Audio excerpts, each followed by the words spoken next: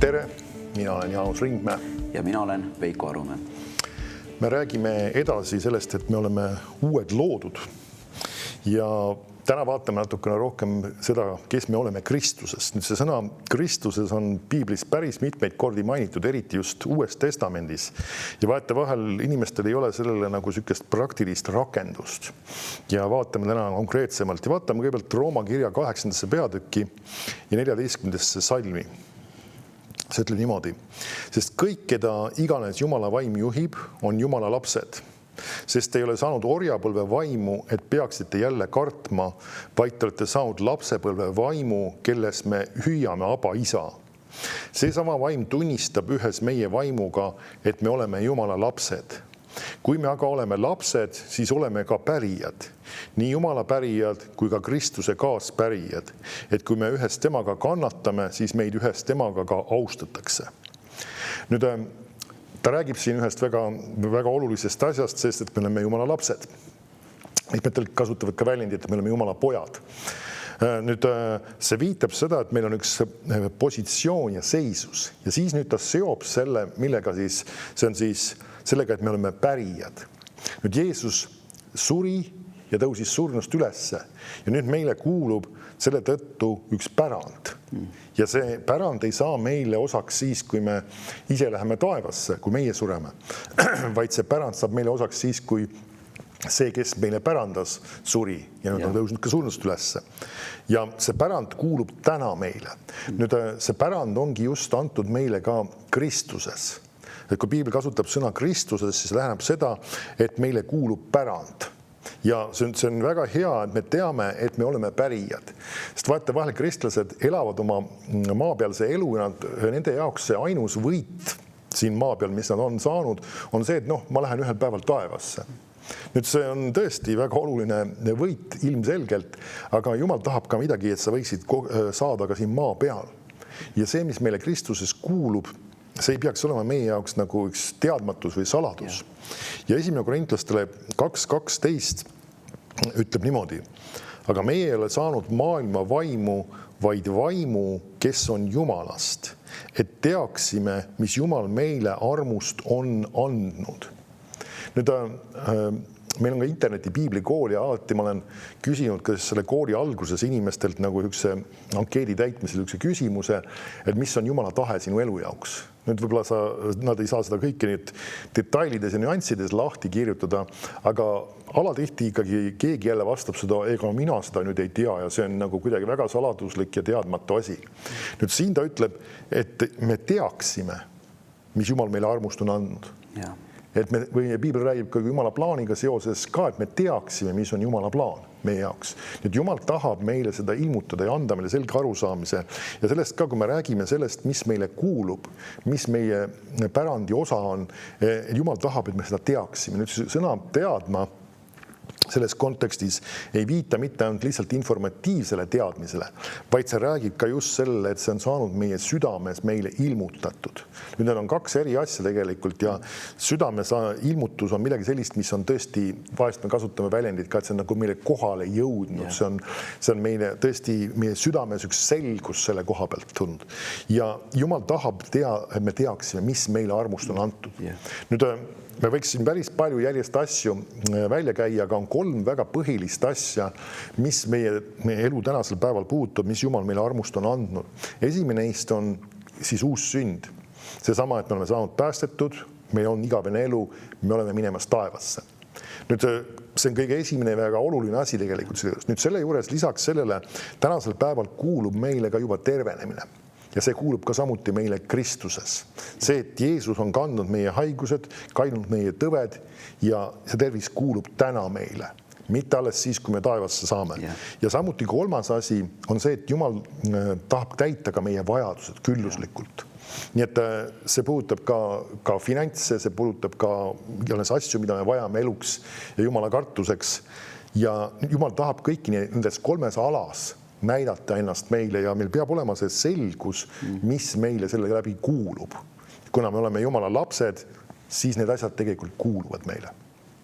Ja nagu sai just mainitud, et me teaksime, et asjad muutuksid selgeks meile, siis on väga oluline, et mida me räägime, sest üsna sageli inimestele saavad just selgemaks või reaalsemaks need asjad, mida nad oma suuga välja ütlevad, millele nad pidevalt mõtlevad, on siis need kas negatiivsed asjad või positiivsed. Aga apostel Paulus ütleb siin Apostlite teod 17:28 esimene osa, ütleb, sest tema sees me elame ja liigume ja oleme meie.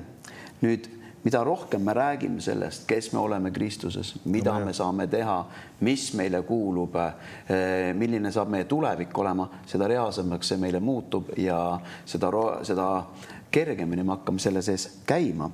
Ja 2. Korintuse 5:17 on kirjutatud nõnda. Nii siis, kui keegi on Kristuses, siis ta on uus loodu, vana on möödunud, vaata, uus on tekkinud. Nüüd me ei vaata enam selle peale nii väga, mis minevikus oli, vaid me hakkame vaatama nüüd selle peale, et ütleb konkreetselt, et vaata, et uus on tekkinud. Me vaatame, mida Jumal on nüüd tegemas meie eludes. Ja ütleme, et autoga on keeruline sõita, kui sa kogu aeg vaataks tahavaatepeeglisse. Võib-olla seal on mingil hetkel pead manööverdama, vaatad sinna vasakule, paremale, et kellegi teise autot ära ei rihiks või enda autot ära ei rihiks. Aga siis peale seda, kui sa oled sellest kohast välja tulnud, me peame sõitma nii-öelda edasi.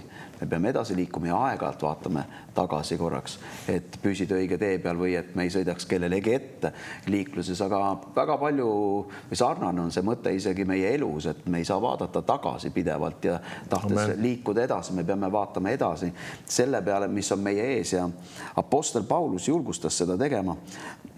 Ja näiteks Jeesus pidevalt tunnistas, kes ta on, mis ta on ja milline on tema elu ülesanne. Nii et Jeesus on meie elu eeskuju ja toon isegi kirjakohasid. Näiteks ta ütleb, et ma olen lähtunud isast ja tulnud maailma. Taas ma jätan maha maailma ja lähen isa juurde. Nüüd, see oli midagi, mida Jeesus tunnistas. Nüüd Kolossa 2:6 ütleb, et otse kui te nüüd olete vastu võtnud Kristuse, issanda nõnda käige temas, juurdunuina temasse, rajatuina temale ja kinnitatuna usus. Nõnda nagu teid on õpetatud ja olge ülevoolavad tänus. Nüüd ma loen ühe teise tõlke siin, ütleb, nii nagu te nüüd olete vastu võtnud Kristuse Jeesuse, nõnda käige tema sees. Korraldage oma elu ja käitumine temaga ühtsuses ja tema järgi. Juurduge temasse sügavalt ja kindlalt. Olge temasse rajatud ja aluse saanud, laske end tema sees pidevalt üles ehitada, saades üha kinnitatuks ja tugevaks usus, nii et teid on õpetatud ning olge selleks tänuga külluslikud ja ülevoolavad. Nii et Jumala sõna ütleb, et me hakkaksime teadlikult rakendama seda. See on nõnda nagu jutt oli just ennem pärandist või testamendist, et inimesed nad vaatavad need punktid üle, et mis mulle tegelikult siis seaduslikult kuulub, et milline on siis minu osand, et keegi on midagi minu heaks teinud ja samamoodi Jeesus on teinud meie heaks midagi ja meie ülesanne on siis vaadata sõnast, mis meile kuulub ja hakata seda rakendama ja selle järgi elama ja siis ka, et näha seda vilja. Kolossa 1:9 apostel Paulus palvetas tegelikult Kolossa koguduse eest ja väga huvitav on osa sellest palvest kõlab nõnda. Sellepärast ei ole ka meie sellest päevast, mil me seda kuulsime, lakanud palvet tegemast ja palumast teie eest, et teid täidetaks tema tahtmise tunnetusega kõiges vaimulikus tarkuses ja arusaamises. Et te elaksite väärikalt issandale, et temale kõigiti meeldida ja vilja kandes kõige seas töös ning kasvades Jumala tunnetuses. Nii et apostel Paulus ütles, me ei ole lõpetanud palvetanud, palvetasid järjepidevalt mida? Amen. Et see arusaamine tuleks kogudusse. Ja ta ütleb midagi, et kui see arusaamine hakkab täitma meie loomust, meie sisemust, arusaamist, meie südant, siis see hakkab midagi tootma, see hakkab tootma seda vilja, mis meis on.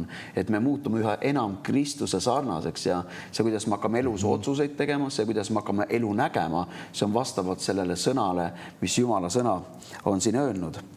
Ja üha selgemalt me hakkame aru saama sellest, et milline on Jumala plaan meie igaühe elu jaoks. Amen. Nüüd kolosslastele kirja teine peatükk toob ka ühe huvitava elemendi välja. Ja siin ta ütleb niimoodi siis 2:1.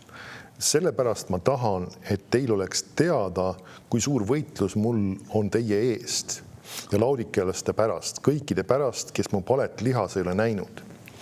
Et saaksid kinnitust teie südamed, olles kokku liidetud armastuses ja täieliku mõistmise kogu rikkuses ning tunnetaksid Jumala saladuse Kristuse, kelles peituvad kõik tarkuse ja tunnetuse aarded. Nüüd, need on sellised kirjakohad, mida vahest kristlased nagu väga palju ei loe, sest need kõlavad vahest nende jaoks liiga keerulisena. Aga ma arvan, et neil tasub natukene minna nendesse nüanssidesse ja vaadata, mis siin siis kirjutatud on.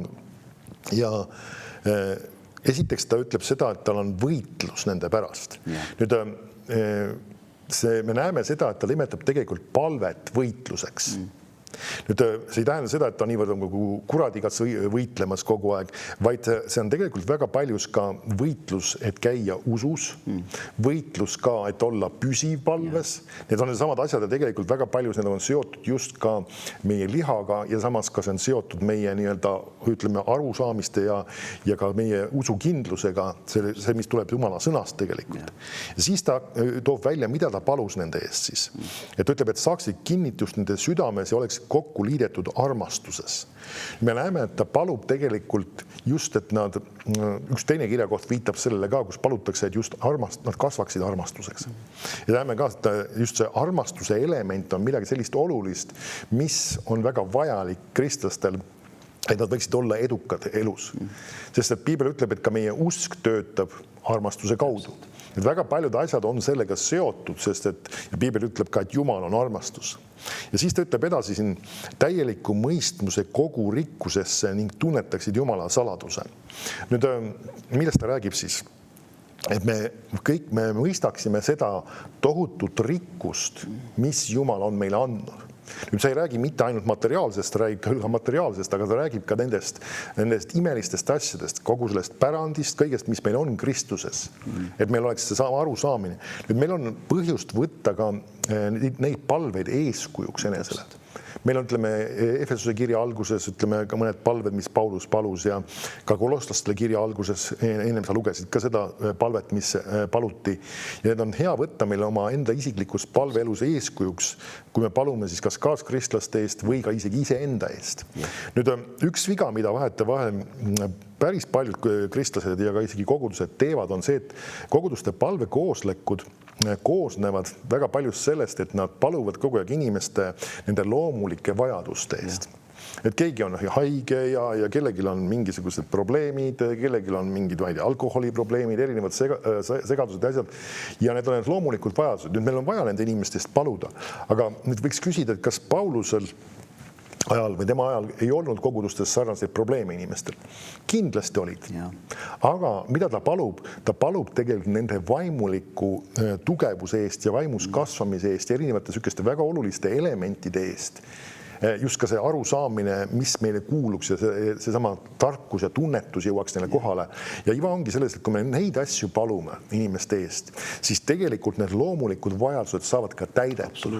Just selle kaudu, et inimesed õpivad ise oma usku kasutama, õpivad nii-öelda ise ka kuradile vastu seisma ja see nii-öelda need probleemid saavad nende elust kõrvaldatud.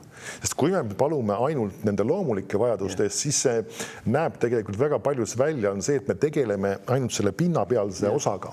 Mul meeldib just välja tuua, et ütleme, kui me oleme meil on mingid peenrad.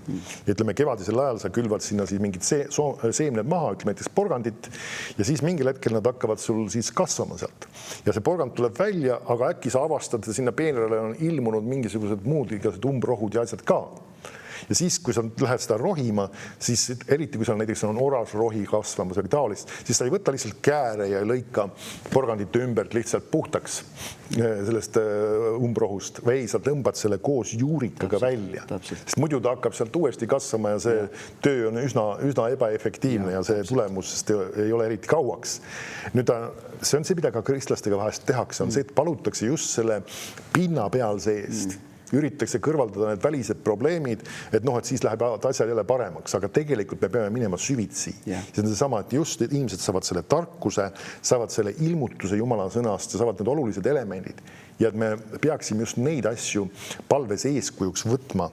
Ja nüüd tegelikult üks asi, mis ta siin veel ütleb, kelles peituvad kõik tarkus ja tunnetuse aarded. Ma loen selle viimase salmiga laiendatud tõlkes ja see ütleb niimoodi. Temas on kõik jumaliku tarkuse varandused, põhjalik sissevaade Jumala teedesse ja eesmärkidesse ning kõik vaimuliku teadmise ja valgustuse rikkused, mis on talletatud ja peidetud. Nüüd on talletatud ja peidetud meie jaoks, mitte meie eest peidetud.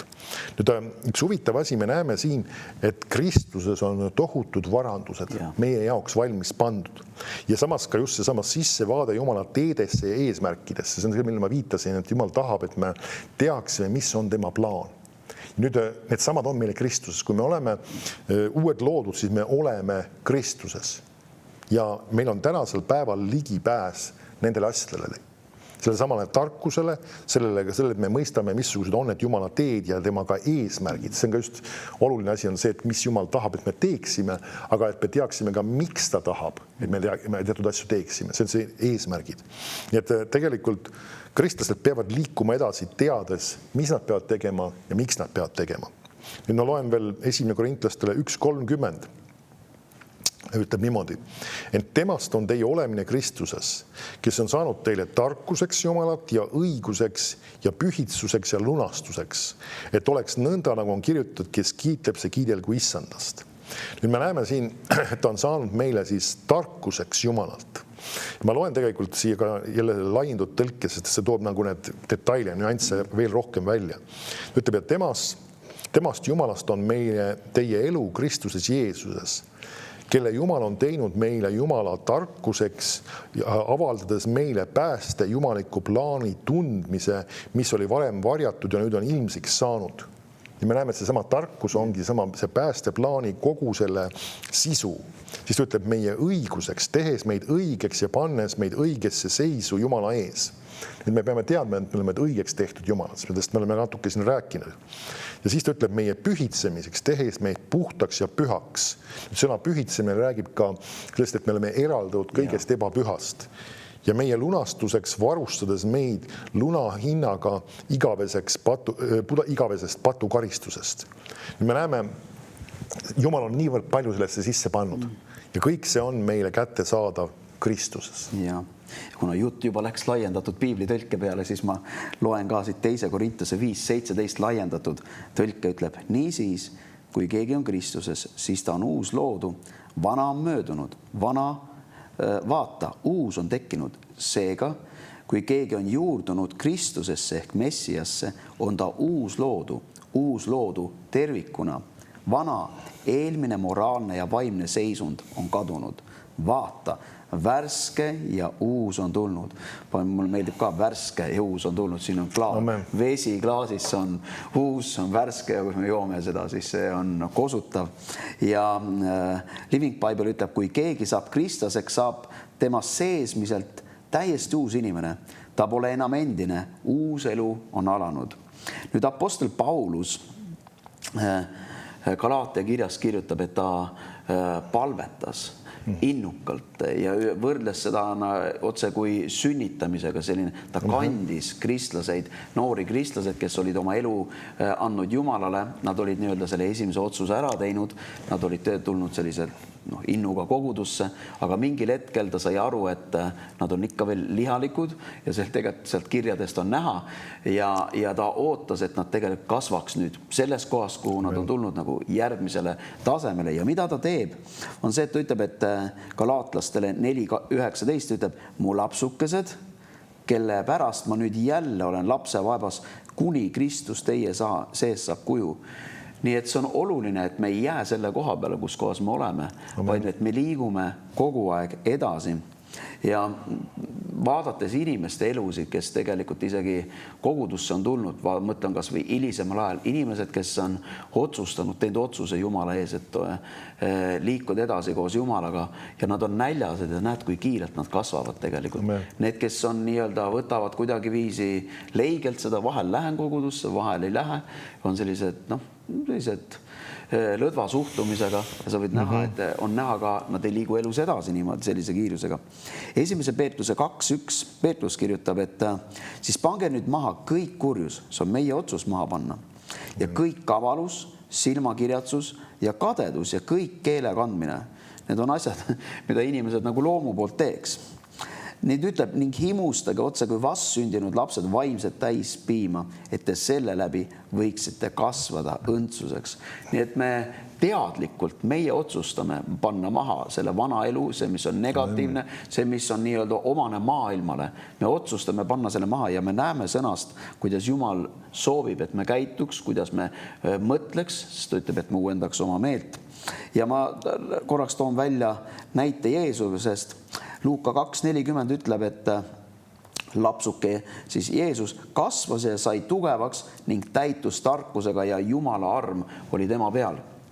Nüüd Luuka 24.44 ja tegelikult, 46 salm siin räägib Jeesusest ja 3 päeva pärast sündis, et nad leidsid pühakojas istumast Jeesuse siis õpetajate keskel ja neid kuulamas ja neilt küsimast.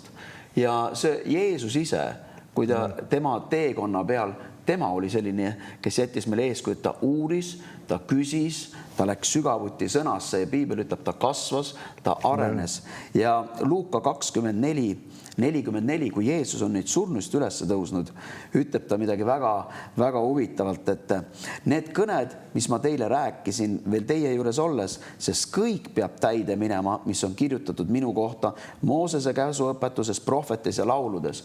Nüüd, kui meil on samasugune suhtumine, nagu Jeesusel siin oli, et me loeme sõnast, mida Jumal on öelnud meie kohta, mida ta tahab, et me hakkame tegema, siis me samamoodi nagu Jeesus siin ütles, kõik peab täide minema, mis on minu kohta räägitud ja kui me omandame samasuguse suhtumise, nagu oli Jeesusel, siis me oleme ootuspärased või meie südamehoiak on Jumal, mida iganes sa oled rääkinud minu ellu, see peab lihtsalt täide minema minu elu jooksul.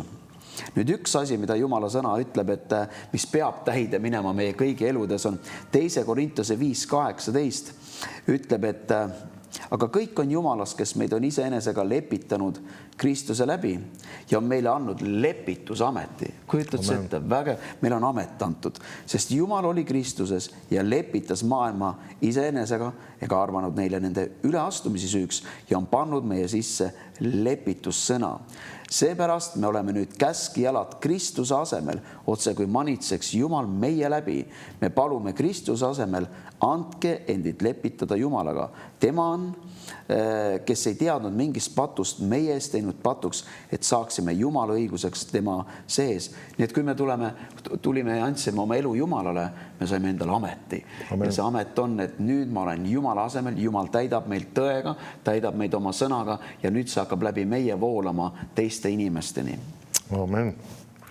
Nüüd, kui me oleme uued loodud ja me oleme Kristuses, siis Jumala sõna ütleb ka meie kohta midagi väga huvitavat.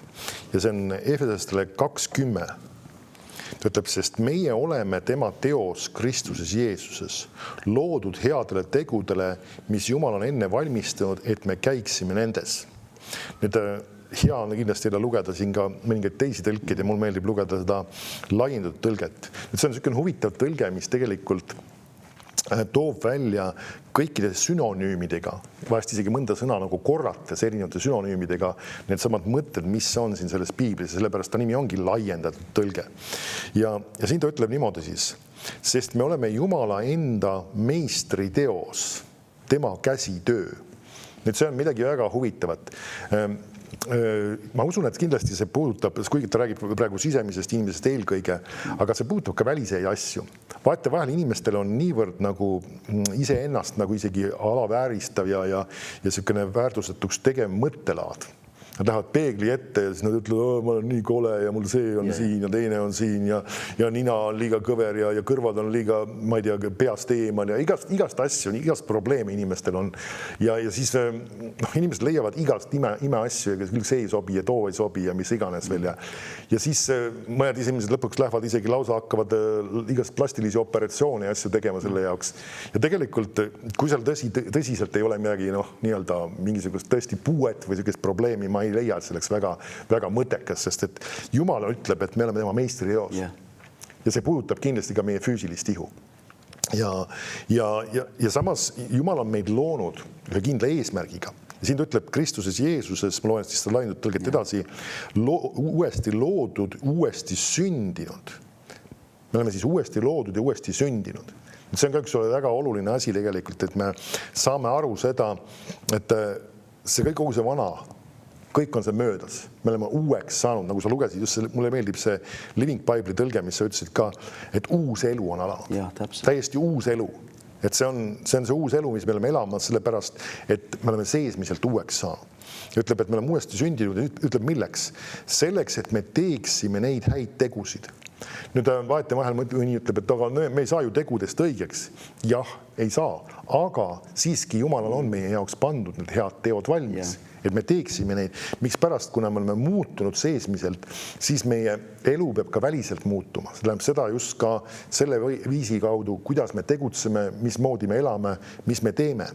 Et me siis teeksime neid häid tegusid, mille Jumal on ette määranud, varem ette kavandanud meie jaoks. Nüüd Jumal on meie jaoks valmis plaaninud juba need head teod, mis ta tahab, me teeksime.